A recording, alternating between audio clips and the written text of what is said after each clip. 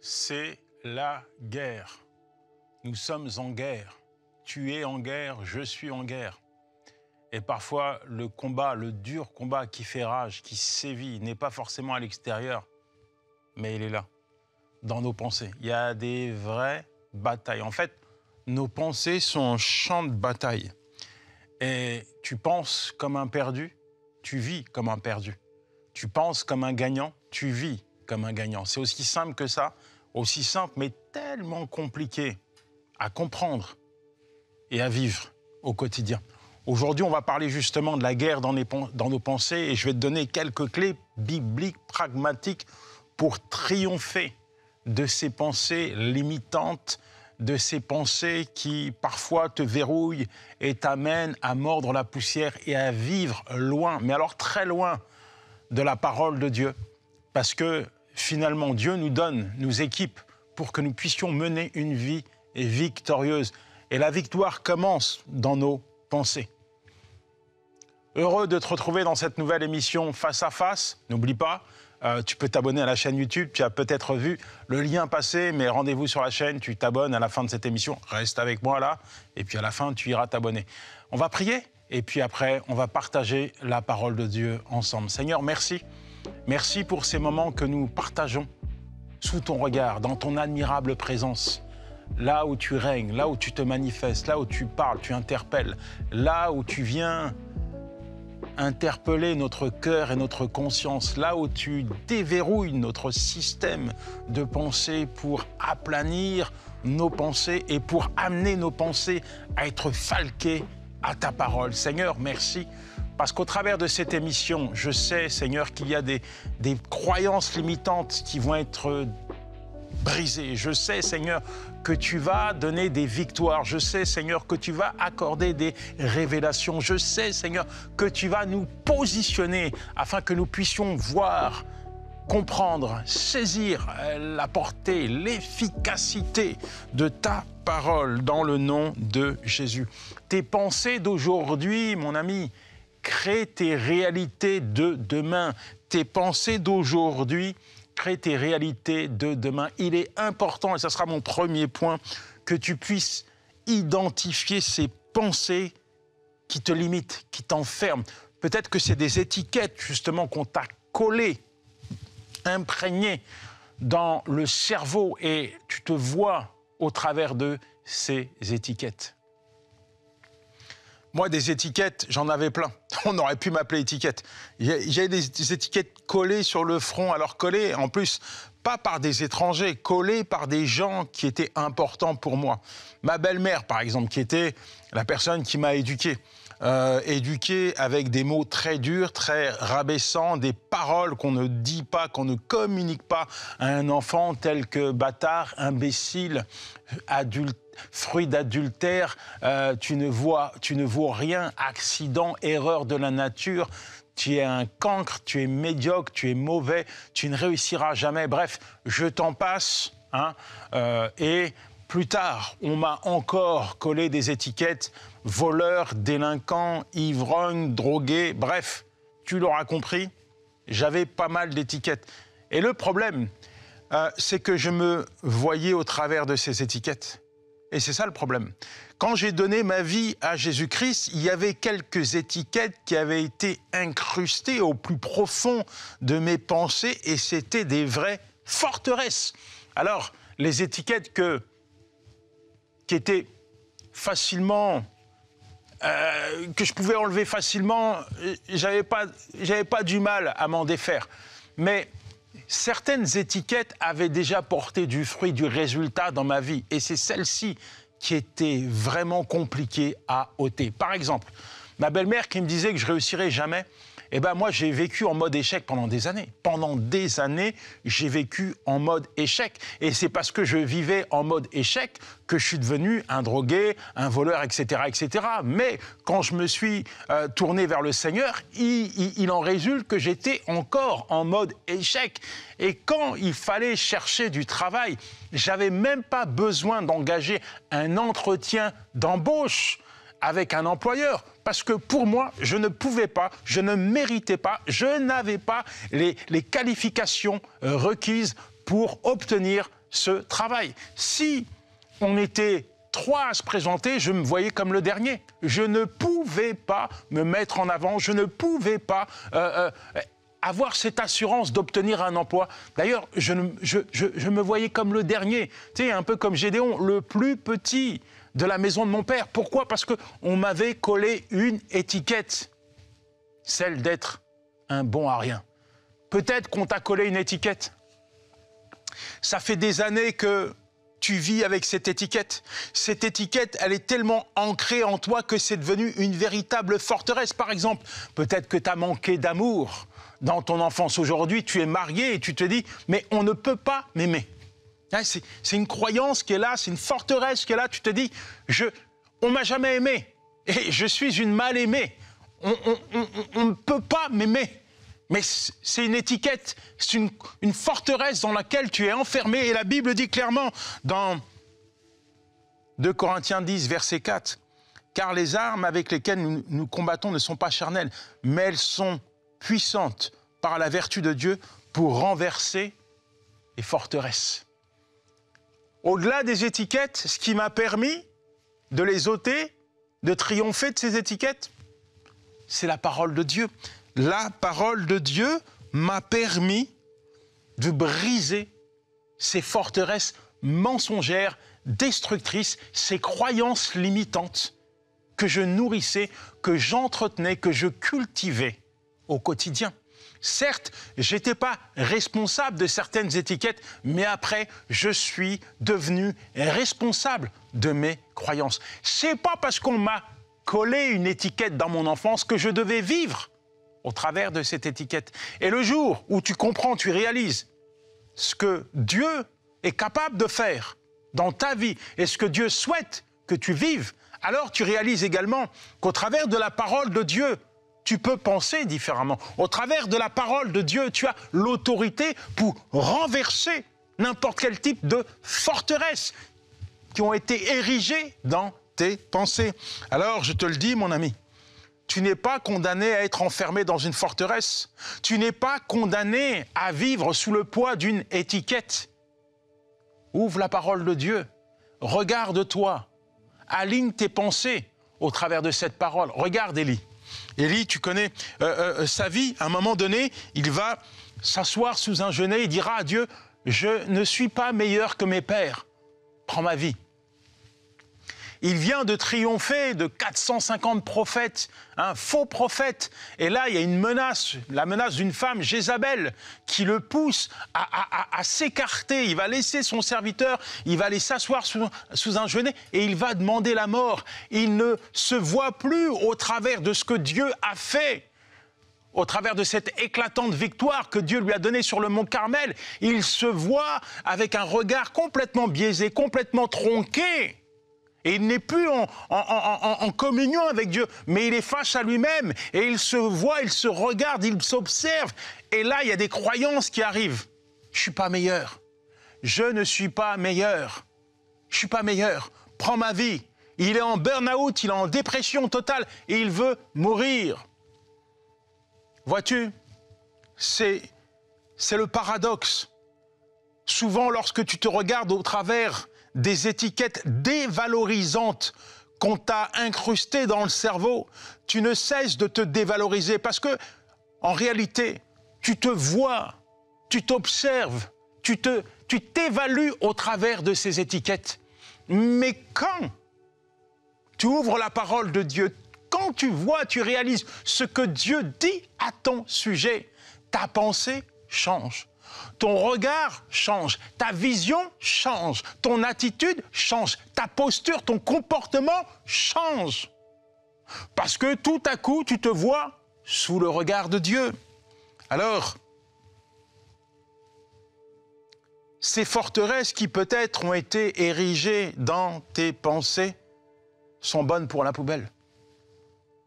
Certes, tu n'es pas responsable, tu sais, des paroles qu'on va dire à ton égard, mais tu es responsable des paroles que tu vas nourrir, tu vas entretenir, tu vas cultiver. Tu sais, c'est comme l'oiseau. Tu n'es pas responsable qu'un oiseau tourne autour de ta tête, mais par contre, tu as l'autorité pour que l'oiseau ne fasse pas son nid sur ta tête. Il en est de même des pensées. On peut te dire des choses, on peut te critiquer, on peut te juger, on peut te montrer du doigt, on peut te dévaloriser, on peut te coller des étiquettes. Certes, tu n'es pas responsable de cela, mais il y a quand même une responsabilité qui est la tienne. Qu'est-ce qui nourrit ton cœur? Qu'est-ce qui nourrit ton âme? La Bible est claire. La Bible est claire.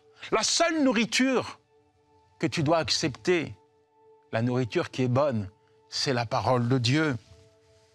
C'est la parole de Dieu qui te permettra de renverser n'importe quel type de forteresse. 2 Corinthiens 10, verset 5, nous renversons tout raisonnement, toute hauteur qui s'élève contre la connaissance de Dieu et nous amenons toute pensée captive à l'obéissance. Ces pensées mensongères, ces pensées qui parfois t'attirent vers le bas, tu as l'autorité de les détruire, de les briser, de les anéantir. Et sache que derrière, bien sûr, on parle de lutte, de combat spirituel, mais derrière des étiquettes qui t'ont été collées par l'homme, il y a le diable qui se fait un plaisir de t'enfermer dans des croyances, dans des forteresses. Et quand on parle de combat spirituel, il n'y a pas d'effet sans cause. Souvent, le diable utilise ce que tu as subi dans ton passé pour te faire croire à des choses mensongères. Tu as l'autorité.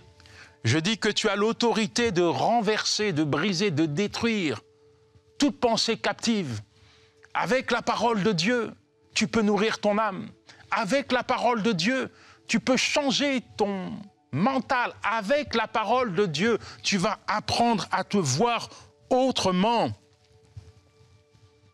Quand tu écoutes des mensonges, quand tu écoutes ce que le diable dit à ton sujet, parfois tu es comme enfermé. Tu as envie, mais tu n'y arrives pas. Tu as envie de sortir de là, mais tu n'arrives pas. C'est comme si tu étais contraint, c'est comme si tu étais poussé à penser autrement.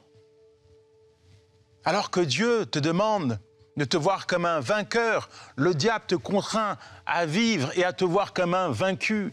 Alors que Dieu te demande et te dit que tu seras en haut et pas le dernier, la tête et non la queue, le diable te contraint par rapport à ce qu'on t'a dit, par rapport à ce que tu vis, par rapport à ce que tu vois sous tes yeux, à vivre comme le rebut, comme le dernier, à te voir comme celui qui ne réussira jamais.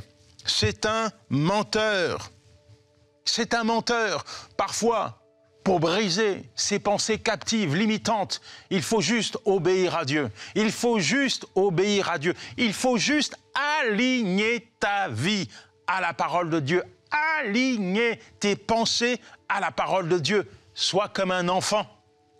Si je dis à mon enfant, va à droite, il ne me pose pas de questions pour savoir, mais papa, il y a plein de chemins, pourquoi tu me dis va à droite? Il sait que lorsque je lui donne une directive, c'est pour son bien. Si je lui dis va à droite, il ira à droite. Si je lui dis fais ceci, il fera ceci. Si je lui dis fais cela, il fera cela.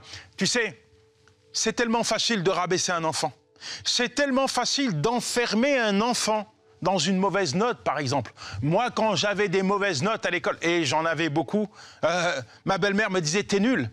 Elle mettait ces zéros que j'avais en résultat, en mathématiques, en français, sous mes yeux, et elle me dit « voilà ta valeur, tu as 0, tu es nul ». Il y a d'autres personnes qui pensent différemment. Quand mes enfants me ramenaient un bulletin scolaire et qu'il y avait quelques mauvaises notes, moi, je ne m'arrêtais pas sur les mauvaises notes, je m'arrêtais sur les bonnes notes. Et je disais à mes enfants, vous voyez que vous êtes capables. Je disais à mon fils, t'as 20 là, tu vois, t'es capable, t'es bon, t'es intelligent et tu vas y arriver. Si t'as réussi à avoir 20 ici, tu pourras avoir 20 là-bas. Tu peux y arriver. Des fois, c'est la même chose pour toi. Dieu te dit, arrête d'observer, arrête de faire le focus sur tout ce qui ne va pas dans ta vie. Arrête de te voir comme les gens souhaitent que on te voit. Regarde ce que je dis à ton sujet. Regarde ce que je suis capable de faire avec toi. Regarde mes promesses. Regarde où je veux t'emmener. Et c'est toi qui décides. C'est toi qui décides. Lorsque Josué a dû s'emparer de Jéricho, Dieu leur a donné une directive.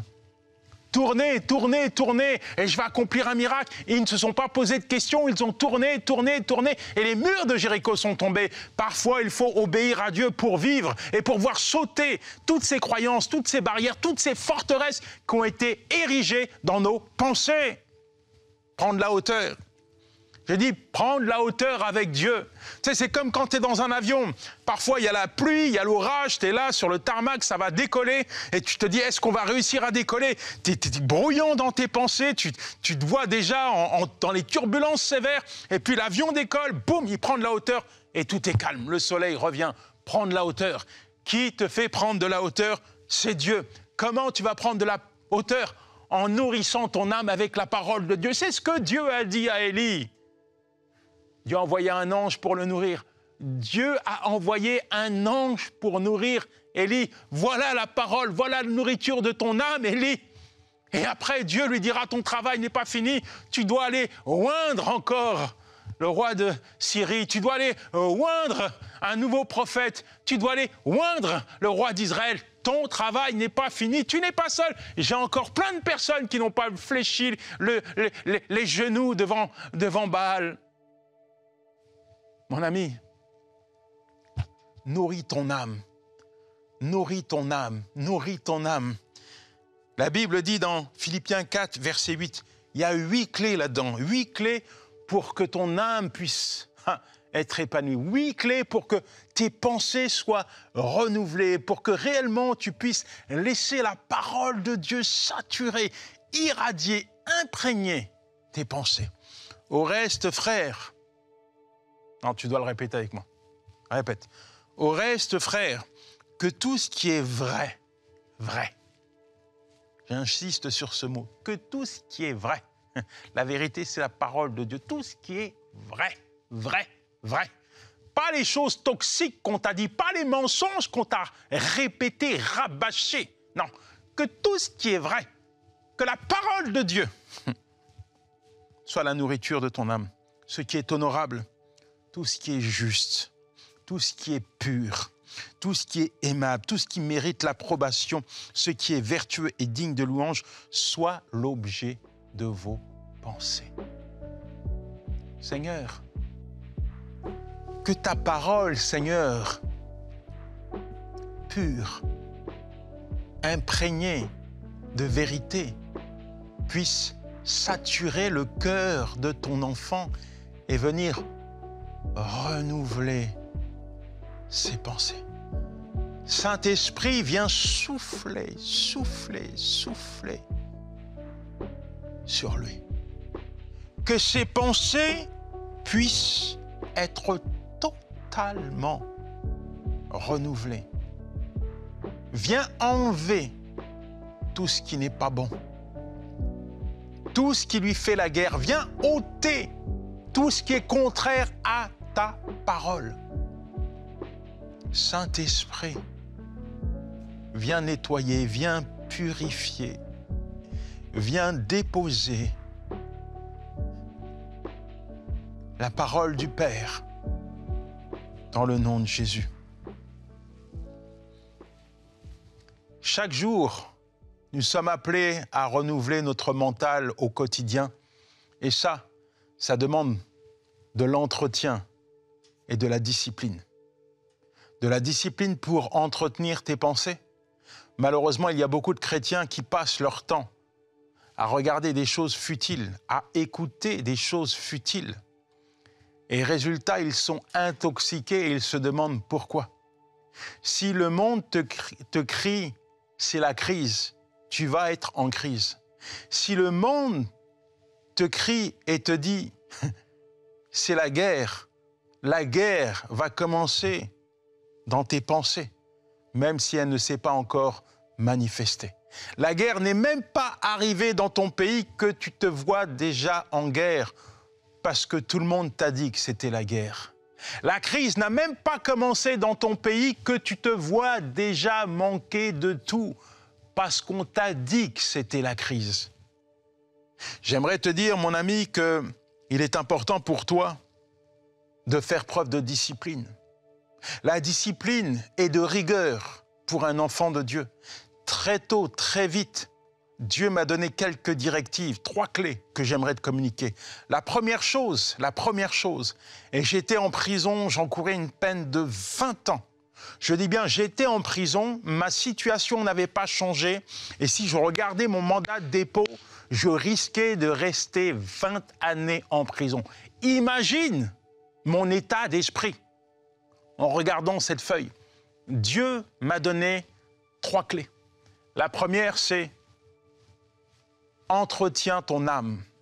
Comment entretenir son âme? Avec la parole de Dieu.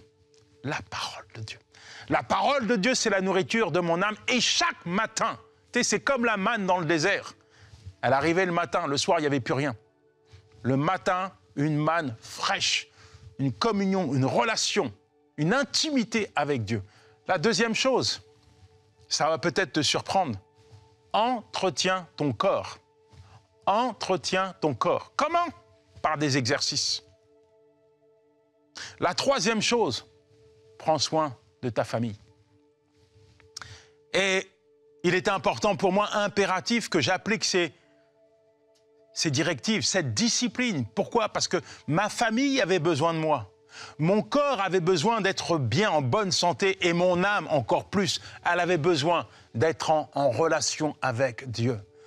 Et je ne sais pas où tu en es, mais peut-être que tu t'aperçois qu'il y a comme des zones d'ombre dans tes pensées. Peut-être que tu n'es pas en parfaite harmonie avec la parole de Dieu. Peut-être que tu as des luttes, tu as des combats, tu as des batailles, mais tu ne vis pas pleinement la parole de Dieu. Le résultat, c'est que tu essuies beaucoup d'échecs et ça affecte ton mental. J'aimerais te demander, est-ce qu'il y a une discipline spirituelle? Est-ce que, dès le matin, tu prends du temps avec Dieu? Afin que sa parole puisse renouveler tes pensées, afin que l'Éternel, ton berger, puisse être au centre de ta vie. Est-ce que tu prends soin de ton corps? C'est tellement important de prendre soin de son corps. Pourquoi? Tu vas me dire, mais pourquoi? Mais ton corps, c'est le temple du Saint-Esprit. Voilà pourquoi il faut prendre soin de ton corps. Parce que ton corps, c'est le temple du Saint-Esprit. Et si tu vas mal, comment tu peux avancer? Si ton corps va mal, comment tu peux prendre soin des autres? Comment tu peux aller vers les autres? Alors, il faut prendre soin de ton corps et puis prendre soin des autres. Et tu verras que finalement, quand tu vis les choses de Dieu, quand Dieu est au centre de ta vie, c'est tes pensées qui changent. Tu apprends à te voir au travers de la parole de Dieu. Tu apprends à mettre Dieu en avant. Tu apprends à entretenir, à développer une relation intime avec Dieu.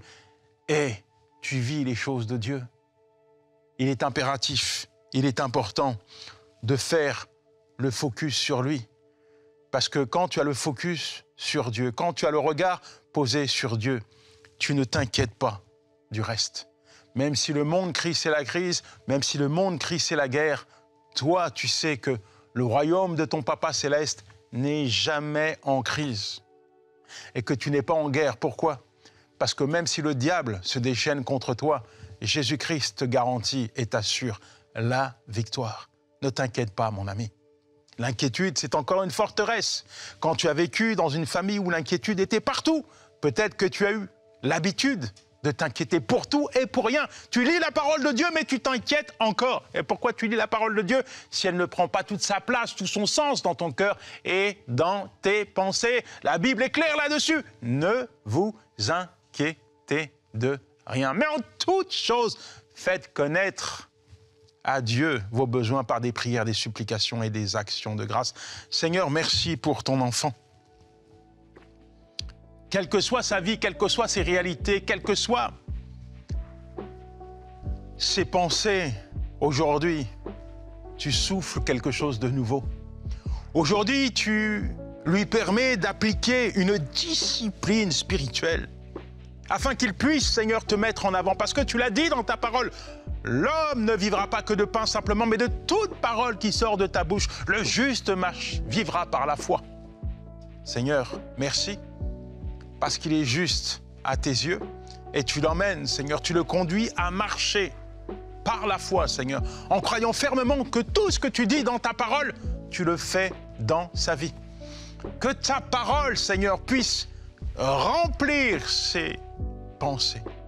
Qu'à partir d'aujourd'hui, il puisse se voir, Seigneur, au travers de ta parole. Qu'à partir d'aujourd'hui, n'importe quelle situation, n'importe quel combat, n'importe quel besoin, il puisse l'évaluer au travers de ta parole, Seigneur. Déverrouille, Seigneur. Change, transforme tout ce qui ne va pas dans sa vie, Seigneur. Mets-le, positionne-le, Seigneur, dans une attitude, Seigneur, de vainqueur et non de vaincu.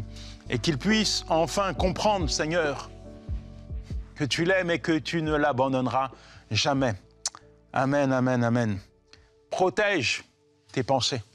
Protège tes pensées. Tu sais, Proverbe 4, verset 23, par-dessus toute chose, garde ton cœur, car de lui viennent les sources de la vie. Garde ton cœur, garde ton cœur, garde ton cœur. Ce n'est pas une poubelle. Tu m'entends? Ton cœur, ce n'est pas une poubelle. Et parfois, quand on entend les gens parler, on se dit, mais qu'est-ce qu'il y a dans leur cœur? Pourquoi? Parce que la Bible dit que c'est de l'abondance du cœur que la bouche parle. Préserve ton cœur. Arrête d'écouter n'importe quoi. Arrête de passer des heures à regarder les réseaux sociaux. Tu n'es pas n'importe qui. Préserve ton cœur, parce que ton cœur doit être aligné à la parole de Dieu. Alors voilà pourquoi il faut que tu puisses te mettre à part. Ce n'est pas parce que le monde fait que tu dois faire. La Bible dit, ne ressemblez pas au monde, ne vous conformez pas au monde présent, mais soyez transformés. Ne soyez pas comme le monde parce que vous n'êtes pas du monde. Alors il est important de se mettre à part, il est important pour toi de mettre Dieu en avant. Les priorités du monde ne sont pas tes priorités. Dieu te dit, cherche premièrement mon royaume et ma justice, et le reste te sera donné par-dessus. Dès le matin, mon ami, chaque jour, chaque seconde, chaque heure qui passe, donne-la, consacre-la, offre-la à Dieu. Le temps libre que Dieu te donne, ce n'est pas du temps que tu dois gaspiller en faisant n'importe quoi, en écoutant n'importe quoi, en regardant n'importe quoi. Parce que demain, si tu fais ainsi, il ne faudra pas que tu sois étonné d'avoir des pensées qui sont contraires à la parole de Dieu. Non, le temps que Dieu te donne, c'est du temps que tu dois lui offrir, c'est du temps que tu dois passer dans sa présence, c'est du temps où tu dois méditer sa parole. Le temps que Dieu te donne, c'est un temps de mise à part, c'est un temps qui est tellement important. Merci Seigneur pour ton enfant, parce que maintenant, Seigneur, tu lui apprends à disposer son temps. Comme tu le dis dans ta parole, il y a un temps pour tout, Seigneur, mais il y a surtout un temps pour toi, parce que le temps que tu nous donnes, il t'appartient. Qu'il puisse prendre conscience, Seigneur, que chaque minute qui passe est importante. Qu'il puisse apprendre à appliquer, Seigneur, ta parole dans chaque aspect de sa vie. Dans le nom de Jésus. Amen, amen et amen. Que le Seigneur te bénisse, vaillant héros, et va avec la force que tu as. Pourquoi? Parce que l'Éternel est avec toi. Ciao, c'était Yanis Gauthier.